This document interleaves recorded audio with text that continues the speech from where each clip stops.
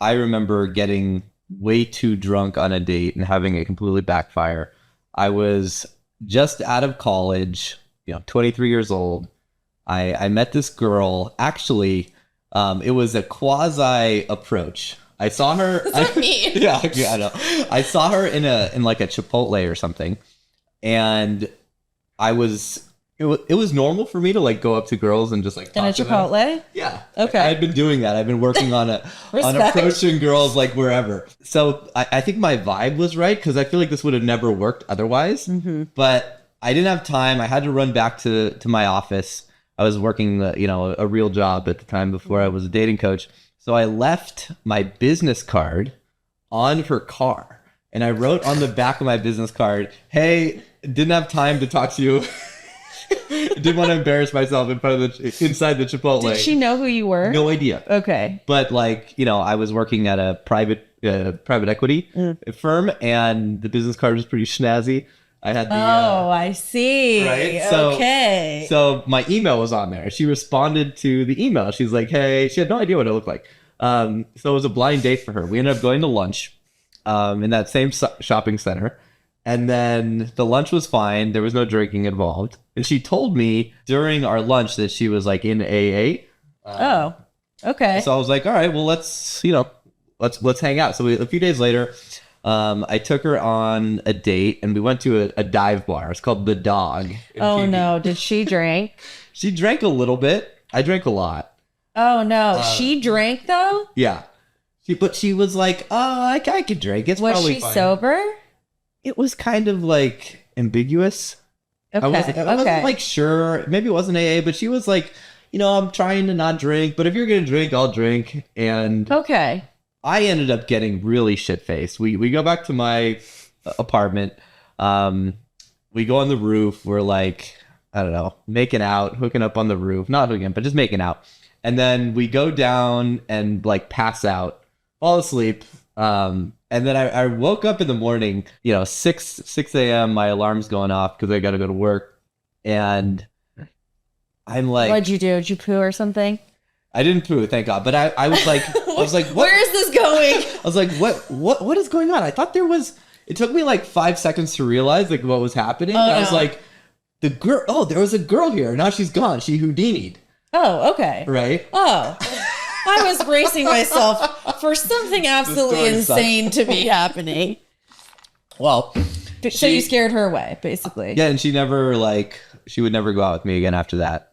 What did you do? I have no idea. Okay, I know about this. I know a thing or two about this dynamic. Like, it just haunts you to this day. Well, I was like really excited about her. Yeah. Those types of things, like, what did I do or say? Like, Right. Yeah. Totally. So I think about that when I wake up at 3 a.m. to like punish myself. You scan the archives for something to make you stressed out. Right. And that's the type of shit I think about. same. Like even the other day, about 2 months ago, we went out and I got really drunk.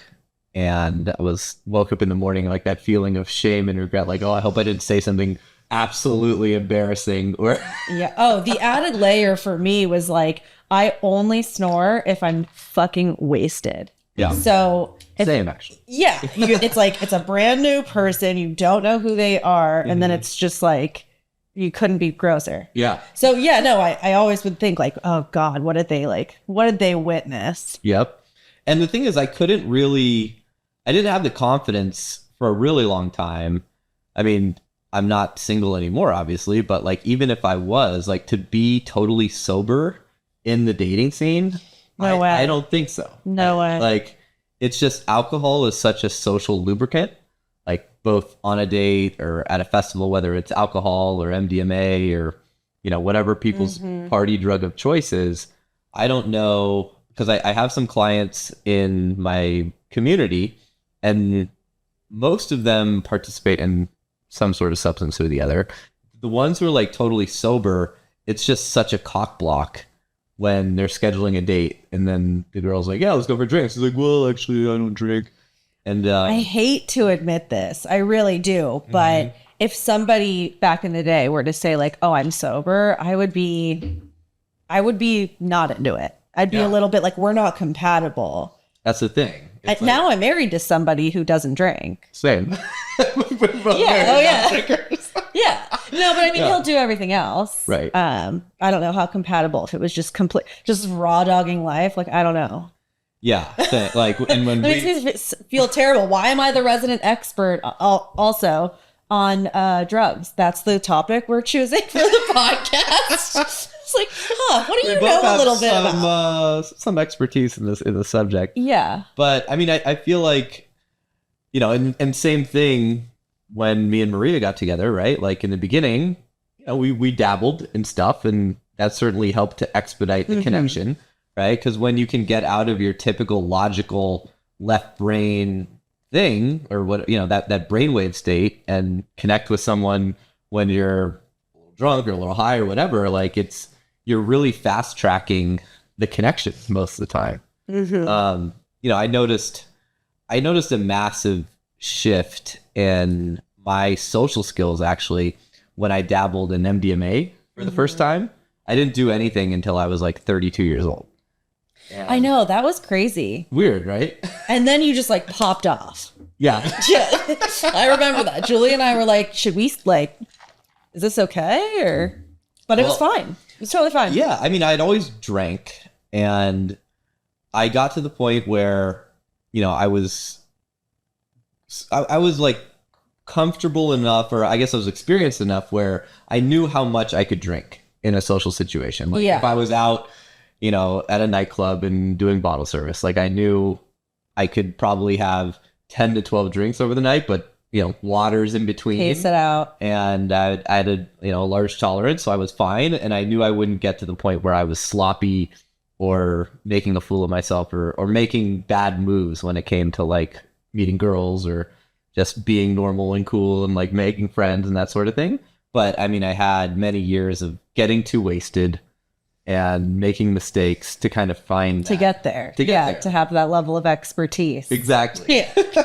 But then when I found these other substances, more of like the party stuff, like Molly, ketamine, Coke, I was like, wow, these are a lot different, and in a lot of ways better, because it eliminated the getting sloppy aspect of it. The one problem with Coke, it's like you can just keep drinking, and as long as you have Coke, you're never going to get too wasted, but then like the hangover is going to be forget about it. Yeah, you're on death's door. I actually want to talk a little bit about ketamine because I think it's such an interesting substance in that, like, the dosage, it's like a drastic difference depending on the dosage of like what the experience is on the substance. Oh, right. Versus if you like sort of K-hole versus like... Because I've done it all. Yeah. Like I've gone into the therapist's office where they give me an intramuscular shot and I go to fucking,